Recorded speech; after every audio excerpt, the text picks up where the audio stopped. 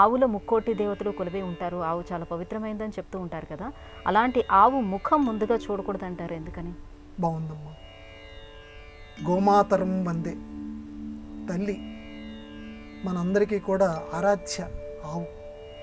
ఇప్పటికి కూడా గృహప్రవేశాలు జరిగిన ఇంకోటి జరిగిన మన భారతీయుడు అనేటువంటి వాడి యొక్క రక్తంలో ఆ గోవుని తలుచుకుంటే చాలు ఎంతో ఆరాధ భావన మనందరికీ లభిస్తూ ఉంటుంది. మరి అటువంటి ఆవు యొక్క ముఖం చూడకూడదు అంటారు. ఉదయం లేచిన వెంటనే పృష్ఠభాగం వెనక తోక భాగాన్ని మాత్రం చూడమంటారు. ఎందుకనంటే ఇది శివుడు పెట్టినటువంటి శాపంట.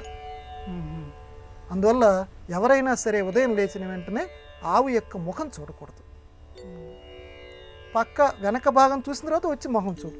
ఫస్ట్ మాత్రం మొహం వేసి చూడకూడదు. ఎందుకనంటే ఆ లింగ ఆవిర్భావ సమయంలో మనం శివరాత్రి నాడు చెప్పుకుంటాం చూడండి, ఆ శివ ఆవిర్భావ సమయంలో బ్రహ్మ విష్ణువు ఇద్దరూ కూడా ఆ లింగం యొక్క మొదలెక్కడుంది చివరెక్కడుంది వెతకటానికి బయలుదేరారట. బయలుదేరినప్పుడు ఈ బ్రహ్మదేవుడు ఇలా పైకి వెళ్ళేట, విష్ణుమూర్తి ఏమో వరాహావతారంలో కిందికి వెళ్ళేట, ఎక్కడ అంతం ఎక్కడుందో చూడటానికి.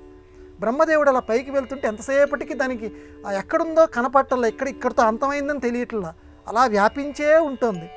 ఇక చూసి చూసి చూసి చూసి చూసి ఎక్కడో చోటకి చూశాను అని చెప్పాలి అని చెప్పి వాళ్ళిద్దరిలో కొట్టుకుంటున్నారు కదా, అందుకని కిందికి వస్తూ సాక్ష్యాలు అంట పెట్టుకొచ్చాట. అప్పటి నుంచే ఈ కోర్టులు సాక్ష్యాలు ఉన్నాయి.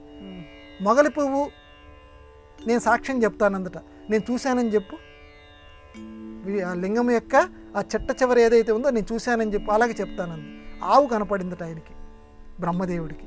నువ్వు కూడా చెప్పు అంటే మరి బ్రహ్మంతటి వాడు చెప్తే కాదంటుందా పాపం, అట్లాగేలే అందట.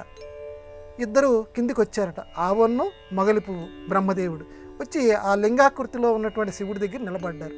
నిలబడి చూసావా అని అంటే బ్రహ్మదేవుడు ఇదిగో చూశాడండి ఈయన అని చెప్పి మొగలి పువ్వు సాక్ష్యం చెప్పింది.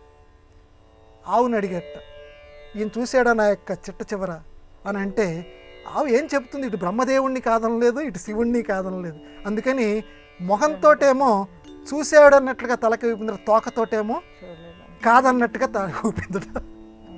అందుకని శివుడు ఏం చేసేట అంటే, నువ్వు ముఖంతో అబద్ధం చెప్పావు కాబట్టి ముఖానికి పూజ్యార్హత లేదు, కానీ తోకతోటి మాత్రం నిజం చెప్పావు.